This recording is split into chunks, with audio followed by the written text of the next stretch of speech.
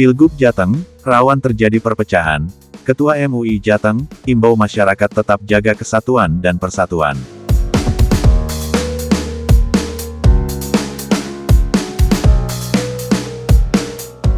Menjelang pemilihan Gubernur Jawa Tengah, sejumlah tokoh potensial bakal maju sebagai cagup maupun cawagup, dua di antaranya yakni Kapolda Jateng Irjen Pol Ahmad Lutfi, dan Ketua DPD Partai Gerindra Jateng, Sudaryono. Selain itu, sejumlah tokoh juga sudah mendaftarkan diri sebagai bakal cagup cawagup ke partai politik peserta pemilu.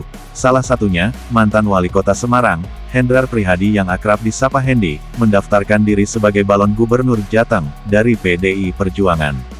Selain Ahmad Lutfi, Sudaryono dan Hendrar Prihadi, sejumlah tokoh potensial balon gubernur Jateng lainnya juga muncul dalam survei Lembaga Survei Indonesia.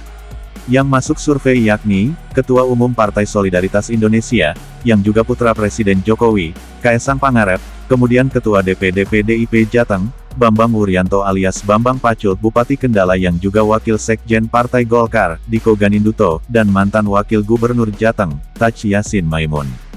Berdasar survei yang digelar LSI pada 21 hingga tanggal 26 Juni tahun 2024 di Jateng, Ahmad Lutfi menduduki posisi paling atas, di antara sejumlah nama tokoh yang paling diingat dan dikenal publik. Elektabilitas Lutfi mencapai 5,2%, diikuti Kaesang Pangarep 2,5%, dan Sudaryono 2,1%. Bambang Pacul berada di urutan keempat 1,8% diikuti, Diko Ganinduto 1,7%, dan Taj Yassin Maimun 1,5%.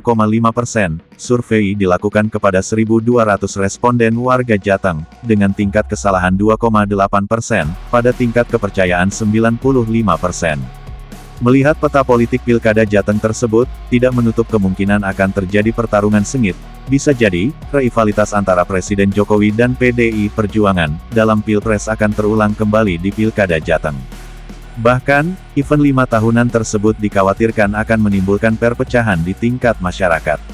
Agar perpecahan tersebut tidak terjadi, Ketua MUI Jawa Tengah, Ahmad Diaroji mengimbau kepada seluruh masyarakat untuk menyikapi kondisi politik tersebut dengan bijaksana. Menurutnya, dibutuhkan persatuan dan kesatuan untuk menyongsong Indonesia Emas di tahun 2045, sehingga, jika Pilkada 2024 ini menimbulkan perpecahan, akan berimbas pada generasi yang akan datang. Orang pertama di MUI Jateng itu berharap kepada aparat penegak hukum, dapat menjaga keamanan khususnya di wilayah Jateng. Tak hanya itu, tokoh agama juga diharapkan bisa menjaga ketenangan di masyarakat dengan memberikan ceramah-ceramah yang bersifat mendinginkan suasana. Itu kan akan ada pilkada serentak, ada milik bupati dan gubernur, ada milik wali kota dan gubernur.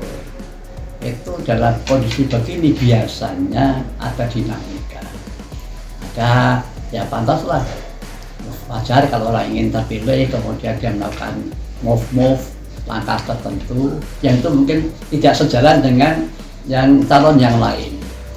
Itu akan terjadi guncangan, friksi, hoak disebar, bahkan mungkin fitnah, ada provokasi. Ini kan mengganggu kehidupan kita. Kondisi kita tidak lagi jadi kondusif. Saya ngajak kita bersama. Kita kan sudah biasa 5 tahunan kita milih gubernur, 5 tahunan kita milih wali kota bupati, 5 tahunan kita milih presiden. Sudah biasa kan? Dan kita alhamdulillah, oh Gusti Allah kita adalah calon yang terbaik untuk menjadi pemimpin kita. Jadi ke depan yuk kita dahulukan persatuan kesatuan kita. Kita dahulukan kondisi yang kondusif, aman, nyaman, damai. Kita bersilaturahim, kita berinteraksi, kita saling berhubungan satu sama lain dengan enak, dengan senyum, tanpa permutan, tanpa kemarahan, tanpa begini-gini. Sekali lagi, yuk kita bareng-bareng menjaga kondisi ini. Kepada para aparat, kami harapkan bisa menjaga kondisi dengan bagus. Terima kasih kepada saudara sekalian, yuk ini kebutuhan kita. Dan kepada para tokoh agama, yuk kita berdoa. Mohon pada Tuhan Yang Maha Esa agar kondisi yang baik diberikan pada kita. Kita masih memerlukan esok yang lebih baik. Karena kita harus membangun bangsa ini menjadi bangsa yang lebih baik. Langkah kita menuju tahun 45, di masa kita akan menuju Indonesia Emas, harus kita wujudkan. Hanya bisa terjadi kalau suasana bagus, semakin meningkat, semakin bagus. Jadi sekali lagi, yuk kita jaga kondisi-kondisi sudah kita. Kesatuan menjadi tujuan utama kita, menjadi landasan utama kita.